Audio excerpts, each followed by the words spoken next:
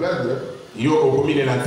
Parce qu'il ne faut jamais donner l'image, une mauvaise image à l'église. Aussi longtemps, l'église n'a pas une mauvaise image. C'est donner des raisons dont j'habite loin. Si ton frère a un problème, marcher même à pied, il va le constituer. Vous verrez que nous allons constituer une force. Nous sommes une petite assemblée. C'est comme la cuillère dans l'océan. Mais cette assemblée, si nous sommes unis les uns aux autres, nous serons très forts. Nous serons très forts. Parce que la parole de Dieu, il ne faut pas la retenir seulement dans la tête. Il faut retenir la parole de Dieu dans le cœur. Et que cela produise une vie. Vous sentirez que nous serons bénis. Que Dieu vous bénisse. On était tellement fatigués parce que la semaine, nous tous nous étions au deuil. Ça fait que même beaucoup ne sont pas venus parce qu'ils se sont sentis tellement fatigués. Mais à cela ne tienne, que Dieu le bénisse. Qu'il nous bénisse nous aussi. Et on écoute, qu'on partage dans peu de minutes la parole. Et on va évoluer. Nous sommes dans l'âge de sacre. Nous avions commencé à expliquer d'abord les âges de l'Église. Depuis Éphèse, Smyrne, Pergame, Thyatire et Sardes. Nous avons dit que les âges de l'Église ici nous permettent à bien voir ou bien à connaître comment l'Église de Jésus-Christ a marché jusqu'à arriver dans notre temps.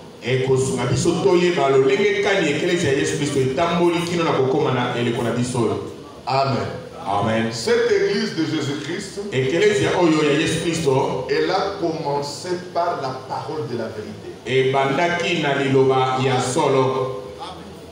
Vous pouvez considérer avec moi Matthieu 16.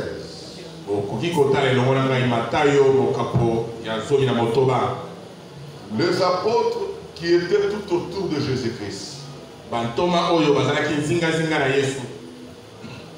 Jésus leur a posé une question. Qui était une question très pertinente. Au verset 13. Jésus étant arrivé dans le territoire de Césarée de Philippe, demandant à ses disciples qui suis-je, au dire des hommes. Moi le Fils de l'homme. C'est la question que Jésus a posée à ses disciples. Les disciples ont commencé à lui répondre. Ils répondirent, les uns disent que tu es Jean-Baptiste. Les autres Élie, les autres Jérémie. Ou l'un des prophètes. Et vous, leur dit-il, qui dites-vous que je suis? Quand il a posé cette question, les apôtres se sont tus. Il y a eu seulement Simon-Pierre. Il a levé son doigt comme l'élève dans la classe. Il a dit, moi monsieur, je peux répondre. Il dit, la réponse, il a dit, Simon-Pierre répondit, tu es le Christ, le Fils de Dieu vivant. Prenez un stylo. Quand Pierre a répondu que tu es le Christ, que cela veut dire? Tu es le Messie. Tu es le oint de Dieu. Après virgule, le Fils de Dieu vivant. Cette écriture a connu beaucoup d'interférences. Beaucoup ont la compréhension charnelle. Quand il avait dit le Fils de Dieu vivant, cette Bible en français a été traduite d'après l'hébreu. En hébreu, ça veut dire Aben Elohim. La caille. C'est ce qu'on a traduit le Fils de Dieu vivant. Mais en hébreu, quand on dit le Haben, ça veut dire c'est son fils qui est venu de lui. C'est comme chez nous on dit le Bénin. Vous verrez, nous le Bantou, nous avions des tribus comme ça. On dit ce sont le fils de tel. C'est comme ça en Israël. Mais quand on disait les Haben Elohim Lakal, ça veut dire c'était Dieu lui-même qui est venu sous la forme d'un homme pour accomplir le travail d'un prophète. Amen. Et le prophète là, de Dieu lui-même, il était le Christ. Premier aspect, dans leur temps, c'était la réalisation de la promesse. Parce que Dieu avait promis, je viendrai moi-même et je vous sauverai. Amen. Amen. Et Jésus-Christ, c'était Dieu lui-même qui était venu en chair humaine pour nous sauver. Parce qu'aujourd'hui, vous, avec moi, nous lisons ce qu'on nous a écrit. Mais dans leur temps, il lisait l'Ancien Testament. Dans l'Ancien Testament, il y avait des promesses où Dieu lui-même s'annonçait qu'il devrait venir. Par exemple, Deutéronome 18. À partir du verset 15 jusqu'au 18. C'est Moïse qui avait dit, il vous sera suscité un prophète comme moi. Vous l'écouterez. Dans Ésaïe 35:4, l'Écriture dit, je viendrai moi-même, je vous sauverai. Il a donné même des signes pour preuve, montrant que lui-même va venir. Une vierge concevra. Elle enfantera un fils. On lui donnera le nom d'Emmanuel. Toutes ces prophéties-là annonçaient la venue, la naissance de Jésus-Christ. Quand Jésus était là, tout le juif ne l'acceptait pas. Il disait que c'est un fils de Joseph. C'est un fils de Marie. Vous voyez ça, non? C'est un fils de Marie. Il y avait beaucoup de critiques sur lui. Jusqu'au point que la majorité ne voulait pas de lui. On le traitait comme il était habité d'un esprit de Belzéboul. C'est ainsi que ce jour-là, il s'est tenu devant ses apôtres, devant ses disciples, leur poser la question. Qu'est-ce que ces gens disent à propos de moi. Moi qui est le Fils de l'homme. Parce qu'eux croyaient que Jésus était le Fils de l'homme. Qui dit Fils de l'homme, ça veut dire que le prophète, il dit moi le Fils de l'homme. Les gens disent que je suis qui? Ils ont dit non, nous avions entendu, ils ont dit que tu es Jean-Baptiste. Tu es Élie. Tu es Jérémie. Tu es l'un des prophètes. Maintenant Jésus a retourné la même question à ses apôtres. Mais vous maintenant, ce que vous venez de me dire, c'est ce que vous entendez. Mais vous dites que je suis qui? C'est Simon Pierre. Il a dit, moi monsieur. Alors, on lui a dit, réponds maintenant. Pierre a répondu, toi. Tu es le Christ. Tu es l'accomplissement de la promesse qu'on attendait. C'est toi la promesse de notre temps. Le Fils de Dieu. Cette promesse annonçait que Dieu devrait venir dans la chair humaine. Pour nous sauver. Vous aussi, si vous croyez comme ça, que Jésus-Christ, c'était Dieu lui-même dans la chair humaine. Amen. Amen. Vous êtes sauvés. Vous comprenez ça? Ce n'était pas facile. Maintenant, Jésus a regardé Pierre. Il a dit, Pierre, Simon, fils de Jonas, ce que tu viens de lire là ne vient pas de toi-même. Ce n'est pas le sang ou la chair qui t'a donné cette révélation. C'est mon Père. Quand il a dit ce n'est pas la chair et le sang, ça veut dire ce n'est pas ta mère ou ton père. Parce que la chair c'est maman. Le sang qui est à nous, c'est papa. Chaque personne a la chair de sa mère et le sang de son père. C'est pourquoi il a dit, Simon, ce n'est pas ta mère ni ton père qui t'ont appris ça. C'est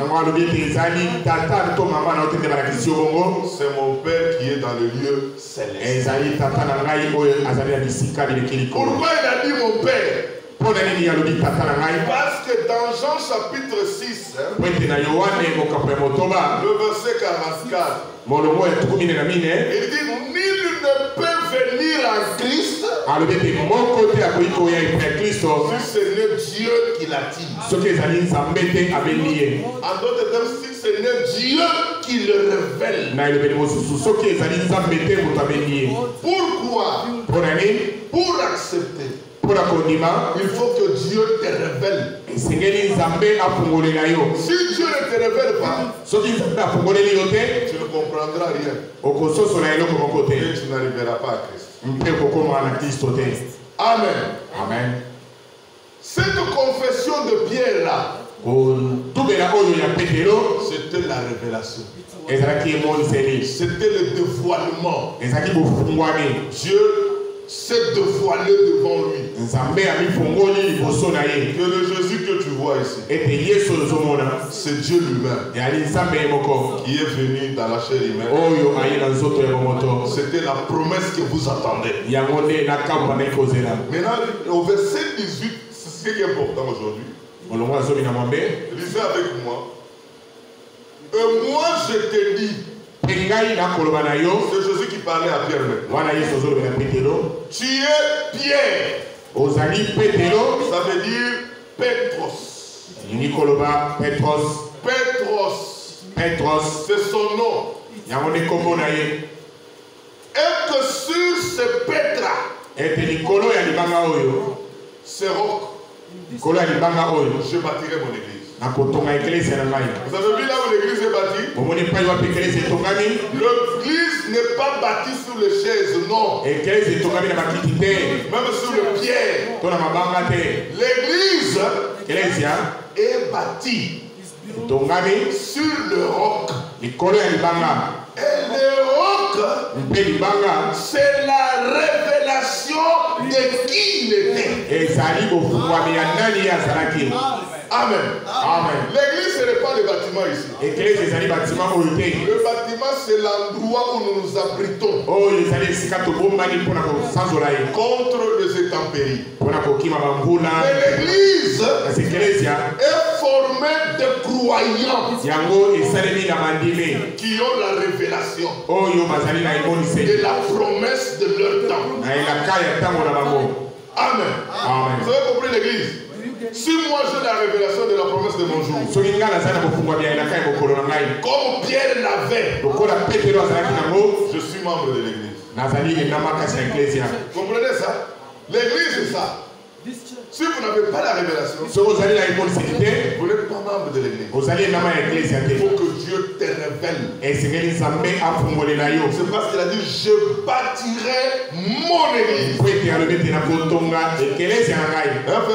Je bâtirai mon église. Maintenant il continue et que le porte de ce jour de mort, le porte de ce jour de mort ne peut pas prévaloir sur elle. À d'autres termes, le porte de ce jour de mort ne peuvent pas renverser l'église. Ou bien le porte de ce jour de mort ne peuvent pas marcher en victoire sur l'église. L'église est toujours victorieuse. Parce que Jésus dit je bâtirai mon. Au singulier. Amen. Amen. Au singulier. Une seule église. Dans le monde entier, Jésus n'a pas des églises. Jésus a une seule église. Amen. Encore Amen. Vous êtes bénis? Maintenant, il a prêché les apôtres comme ça. Jésus est mort. Il est ressuscité. Il a trouvé que les apôtres ont perdu tout ce qu'il avait enseigné. Alléluia. Ils avaient tout perdu. Jusqu'au point où il apparaissait au milieu d'eux, eux n'arrivaient pas à le reconnaître. C'est ainsi que quand vous lisez Luc 24, vous verrez l'expérience de gens qui étaient sur la route d'Emmaüs. Il se racontait l'histoire de quelqu'un qui était mort à Jérusalem. Jésus a apparu au milieu d'eux. Il a apparu au milieu d'eux. C'est à partir du verset 13. Et voici, ce même jour, deux disciples allèrent à un village nommé Emmaüs, éloigné de Jérusalem. Et ils s'entretenaient de tout ce qui s'était passé pendant qu'ils parlaient. Pendant qu'ils parlaient et discutaient, Jésus s'approcha et fit route avec eux. Et au verset 25, alors Jésus leur dit, ô homme sans intelligence, dont le cœur est lent à croire tout ce qu'ont dit les prophètes, ne fallait-il pas que le Christ souffre ces choses et qu'il entre dans sa gloire? Jésus, il commençait par Moïse et par tous les prophètes. Il leur expliqua dans toutes les Écritures ce qui les concernait. Amen. Amen. C'est après sa résurrection. Jésus a constaté que ces gens avaient tout perdu. Maintenant Jésus a recommencé en les expliquant dans les prophètes, dans le livre de la loi de Moïse et dans le psaume. Parce que dans leur temps, le Nouveau Testament n'était pas encore écrit. C'était seulement le parchemin de l'Ancien Testament. Il a commencé à leur montrer les promesses qui parlaient de sa mort et de sa résurrection. Amen. Ensuite, il a soufflé sur eux pour qu'ils comprennent l'écriture. C'est là, quand il a soufflé sur eux, les apôtres ont cru de nouveau. Et ensuite, ils étaient nés de nouveau. Ils avaient le Saint-Esprit. Amen. Amen. Ils avaient le Saint-Esprit. Maintenant, regardez, les apôtres voulaient aller témoigner. Au verset 44, de Luc toujours. Puis il leur dit, c'est cela ce que je vous disais lorsque j'étais encore avec vous. Qu'il fallait que s'accomplisse tout ce qui a été écrit de moi dans la loi de Moïse, dans les prophètes et dans les psaumes. Alors il leur ouvrit l'esprit afin qu'ils comprennent les Écritures. Amen. Amen. Maintenant, dans Jean 20 ou 22, ce verset expliqué, il a soufflé sur eux. Jésus a soufflé sur eux. 46 maintenant. Même chapitre. Et il leur dit, ainsi il est écrit que le Christ souffrirait. Et qu'il est ressuscité des morts le 3e jour. Et que la repentance et le pardon de péché sera reposé en son nom à toute la nation. Et à commencer par Jérusalem. Vous êtes témoins de ces choses. Et voici, j'enverrai sur vous ce que mon Père a promis. Mais vous restez ici dans la ville jusqu'à ce que vous soyez revêtus de la puissance de Dieu. Amen. Amen. Encore Amen. Amen. Vous avez vu, bien aimé? C'est là. Les apôtres étaient nés de nouveau. C'est là qu'ils ont commencé à comprendre les Saintes Écritures. Est-ce que vous comprenez ça? Parce qu'ils ne pouvaient pas naître de nouveau aussi longtemps que Jésus-Christ n'était pas encore mort et ressuscité. La prédication de puissance qui transforme l'homme, c'est présenter Jésus mort et ressuscité. Jésus ressuscité se présentait la promesse de ton jour. Vous comprenez ça? Maintenant, malgré ça, il a dit restez à Jérusalem. Ils sont restés à Jérusalem pour attendre la promesse du Père. La promesse du Père, acte maintenant. Acte 8. Acte chapitre 1. Voilà. Regardez là où la promesse est accomplie. Je crois que vous suivez avec moi. Parce que vous devez comprendre d'abord l'origine de l'église. Ça, c'est ça l'origine de l'église. Dans Acte 1, verset 8.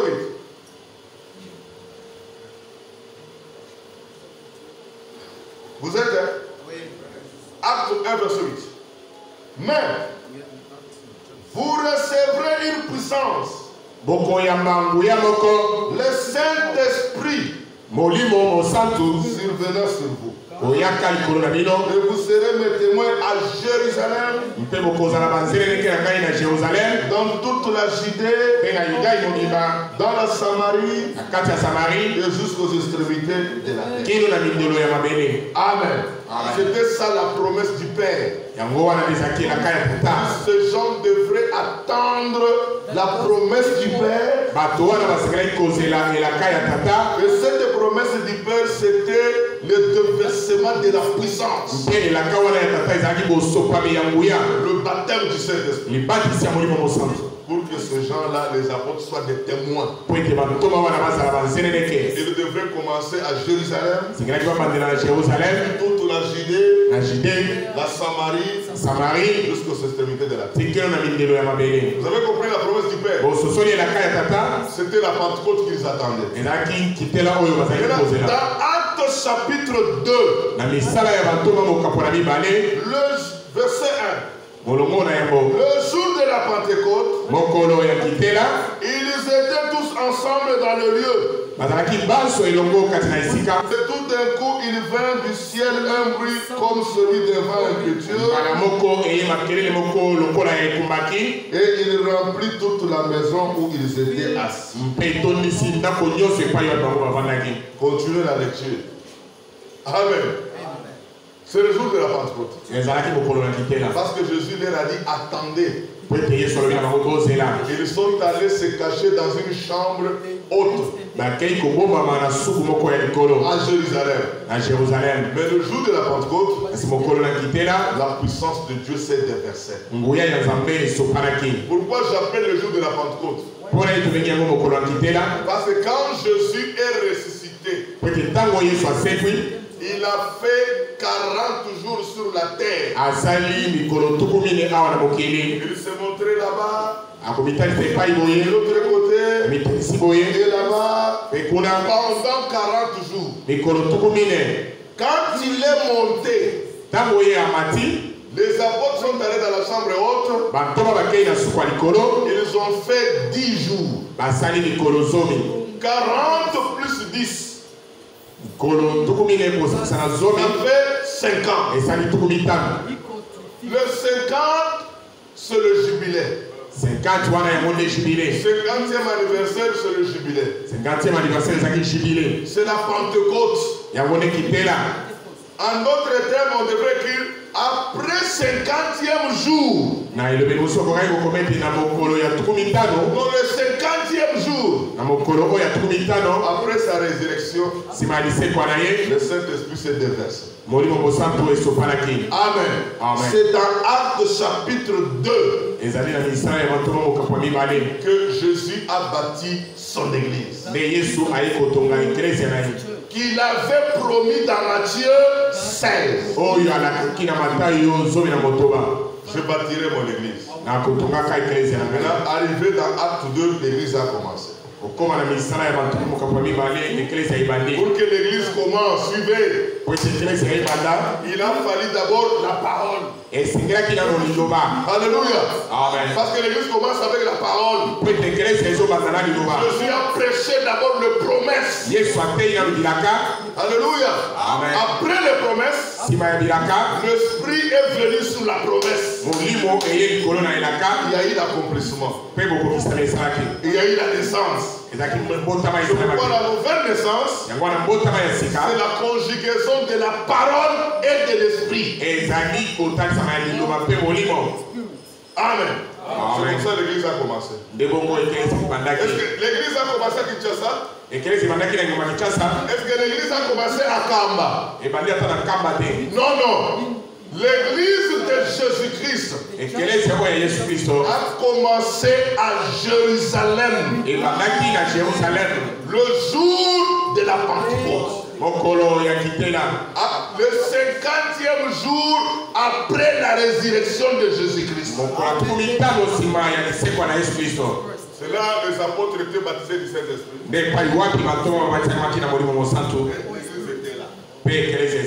Amen. Au début de l'église, il y avait la puissance. Il y avait le miracle.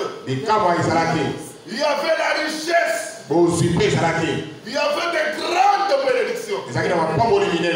Alléluia. Amen. Que nous ne voyons pas aujourd'hui.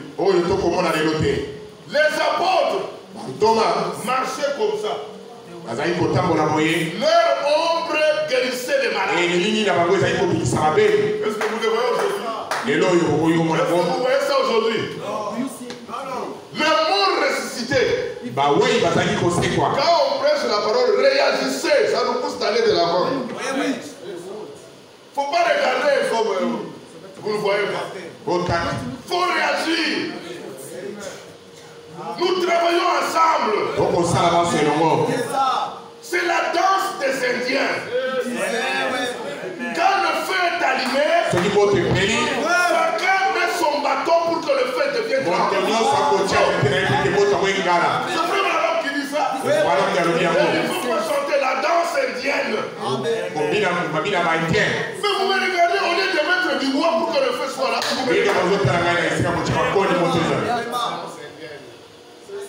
Amen. Amen. C'est là l'église a commencé. Il y avait de miracles de création.